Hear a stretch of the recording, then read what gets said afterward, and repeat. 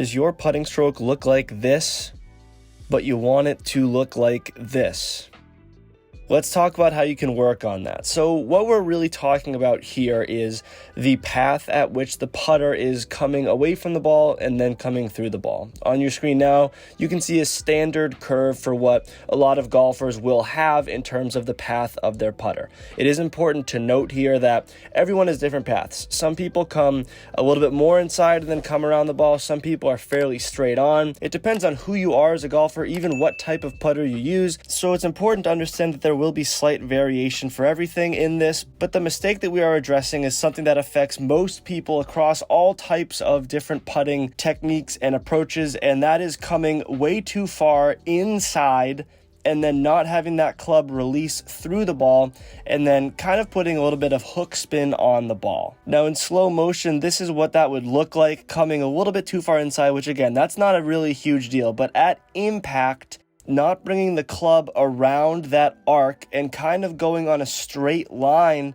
that goes through the ball, and if you're a right-handed golfer, that putter continues to travel to your right, further away, when in reality, after that putter makes impact with the ball, that putter head should be either going straight through the ball if you have a fairly straight path, or that putter head should be returning towards your front foot a little bit more post-impact. Now, with this exaggerated path, many issues arise. Most notably, you're actually going to be putting spin on the ball. Because you're coming at it on an angle, your club face can't really close fully, and the severity of that path is going to put spin on the ball. The issue being that spin will never be consistent, and all putts are different. We're always going to be putting uphill, downhill, different types of slope, left, right, left. We're even going to be putting into different grain. So adding spin into that just adds another variable to your putting that can be very frustrating and allow for a lack of consistency in your striking. And how are you supposed to make putts if there's a lack of consistency in your striking? It makes your job much more difficult. So now on your screen, you're going to see an example of a fairly standard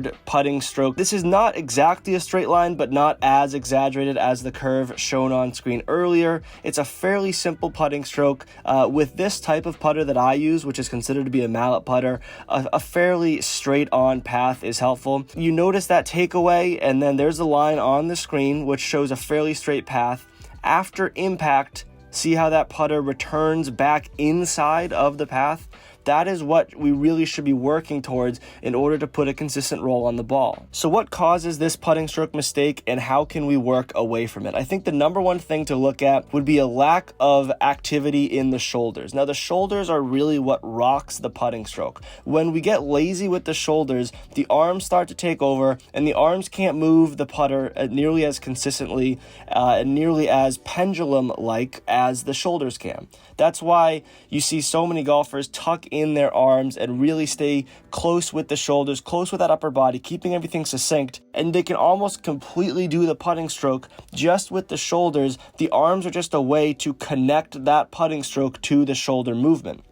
Another very common issue is the utilization of wrists. We really don't want to see the wrists very active in the putting stroke. Now, again, this is something that depends on the golfer. There are some very naturally talented people who do use wrists with the putter. That's fine. But for the sake of this video, for a golfer who's really struggling with the putter, if you have very active wrists, if there's some wrist hinge, if through impact you're releasing your trail wrist, then maybe that's something that we should isolate and have the shoulders take over those motions. Let the shoulders do all the work with this, and if those shoulders can rock like a pendulum, keep the arms and wrists very stable, the shoulders are going to do the work, and the shoulders are going to be consistent with the stroke. A great drill that we can do to work away from this is just put an alignment rod down just outside of where your club lies. Have it on a straight line towards the hole or whatever your target is, and make sure that your putter does not cross over that alignment rod. This is a very simple visual aid and a great way to work away from this mistake.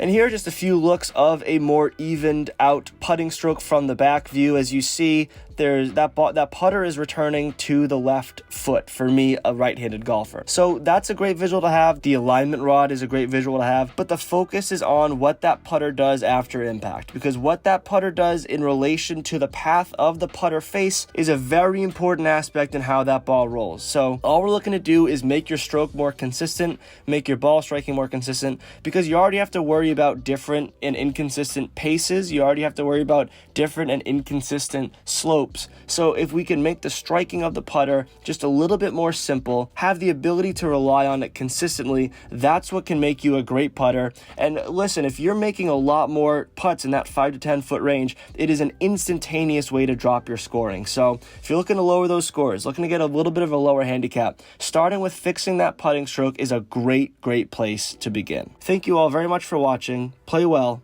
and take care.